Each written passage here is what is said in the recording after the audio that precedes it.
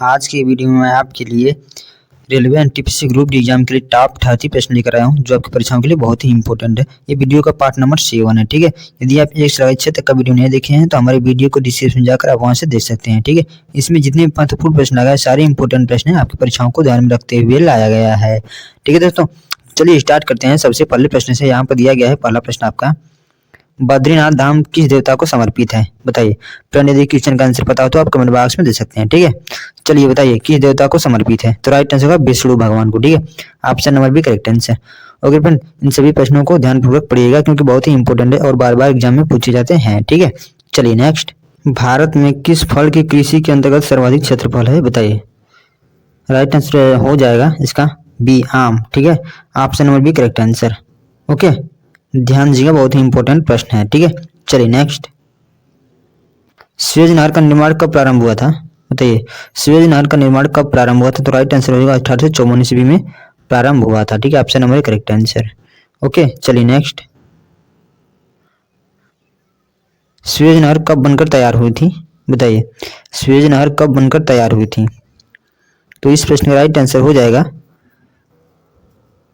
Option number B, 1869 ईस्वी में। ठीक है, 1869 ईस्वी में बनकर तैयार हुआ। ठीक है, option number B correct answer.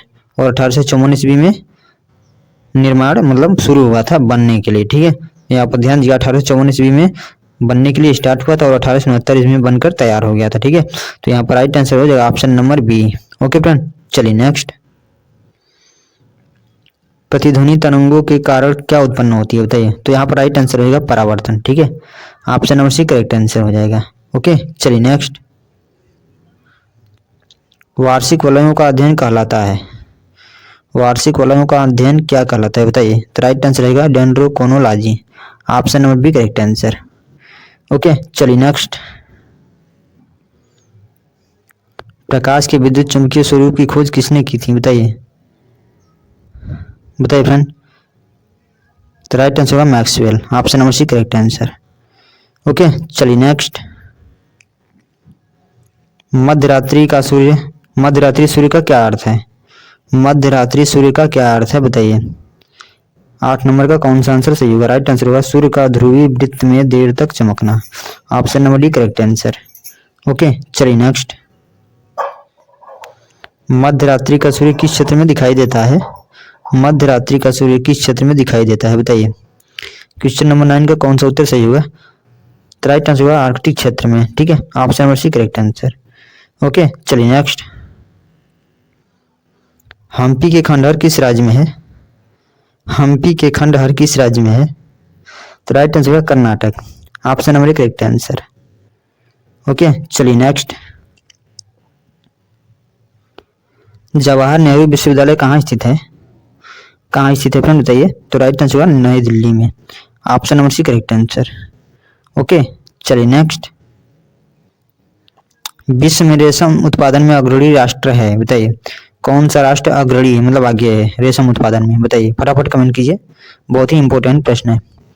12 का कौन सा उत्तर सही रहेगा? राइट आंसर होगा बी, चीन। चीन जो है रेशम उत्पादन में बहुत आगे है। ठीक है, राइट आंसर हो जाएगा ऑप्शन नंबर बी। ठीक है दोस्तों, चलिए नेक्स्ट, अवतल लेंस हमेशा किस प्रकार का प्रतिबिंब बनाते हैं? बताइए। तो राइट आंसर होगा आभासी प्रतिबिंब बनाते हैं, option number B correct answer. Okay, चलिए, एक जैव पद्धति जिसमें पराश्रव्य ध्वनि का उपयोग किया जाता है क्या है? तो राइट आंसर होगा sonography, option number correct answer. Okay friend, चलिए इंपॉर्टेंट पॉइंट देख लेते हैं, बहुत ही महत्वपूर्ण प्रश्न है ये। यहाँ पर दिया गया है, पराध्वनि स्कैन एक चिकित्सा प्रक्रिया है जो उच्च आवृत्ति की ध्वनि तरंगों का उपयोग करके शरीर के भीतर से लाइव प्रतिबिंबों को कैप्चर करती है। इसका दूसरा नाम सोनोग्राफी है। ठीक है, तो आप इन सभी पॉइंटों को याद रखिए, बहुत ही इंपॉर्टेंट है। ठीक है, चलिए नेक्स्ट, सांची का स्तूप किसने बनवाया था? बताइए। सांची का स्तूप किसने बनवाया था? तो राइट आंसर अशोक ने, option number correct answer. Okay friend, चलिए नेक्स्ट, अशोक के शिलालेखों को पढ़ने वाला प्रथम अंग्रेज कौन था? बताइए। कौन था फ्रेंड? तो राइट आंसर हो जाएगा जेम्स प्रिंसेप। ठीक है, option number D correct answer. Okay, चलिए नेक्स्ट, मानव रक्त किस प्रकार का ऊतक है? बताइए। तो राइट आंसर होगा तरल संयोजी ऊतक, ऑप्शन नंबर एक करेक्ट आंसर। ओके फ्रेंड, ये सभी प्रश्न बहुत ही इंपॉर्टेंट है। ठीक है, अक्सर परीक्षा में पेपर पूछा जाता है। ठीक है, चलिए नेक्स्ट, 1857 का विद्रोह कहाँ से प्रारंभ हुआ था? तो राइट आंसर का मेरठ से। ठीक है, option number C correct answer. Okay, चलिए नेक्स्ट।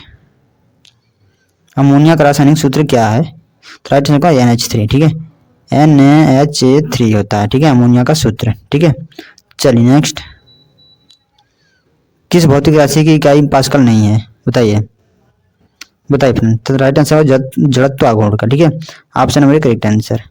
ओके, चलिए नेक्स्ट। भोपाल गैस त्रासदी में गलती से निकली जहरीली गैस कौन सी थी?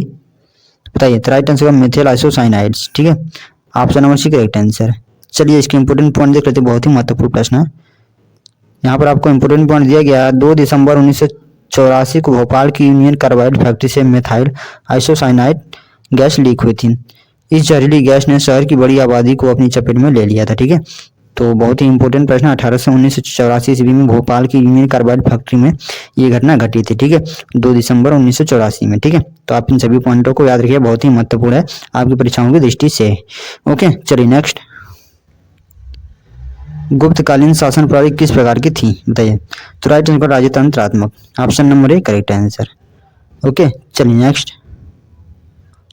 चंद्रगुप्त द्वितीय ने विक्रमादित्य की उपाधि कब धारण की थी? तो राइट आंसर शकों का उन्मूलन के बाद। Option number correct answer. चलिए इंपोर्टेंट पॉइंट देख लेते हैं, यहाँ पर दिया गया है। चंद्रगुप्त विक्रमादित्य राज्यकाल 380 से ईस्वी से 413 ईस्वी भारत के गुप्त वंश के महानतम एवं सर्वाधिक शक्तिशाली सम्राट थे। ठीक है, तो आप इन सभी पॉइंटों को याद रखिए, बहुत ही महत्वपूर्ण है आपकी परीक्षाओं की दृष्टि से। चलिए नेक्स्ट। गुप्त काल के सर्वाधिक लोकप्रिय देवता कौन थे? बताइए।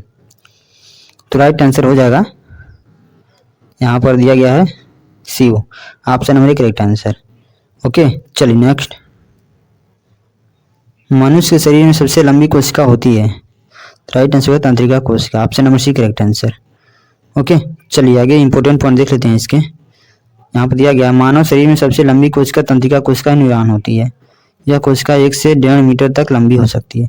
तंत्रिका कोशिकाएं शरीर में संकेतों का प्रसारण करती हैं। ठीक है, तो आप इन सभी पॉइंटों को याद रखिए, बहुत ही महत्वपूर्ण है। चलिए नेक्स्ट। तंत्रिका ऊतक की इकाई है? बताइए।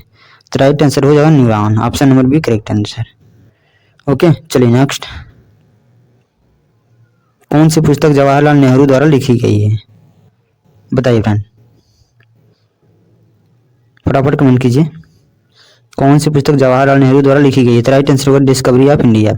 Option number D correct answer. ठीक है, चलिए नेक्स्ट। भारत की मुख्य खाद्य फसल है? बताइए। तो राइट आंसर होगा चावल। Option number A correct answer. चलिए नेक्स्ट।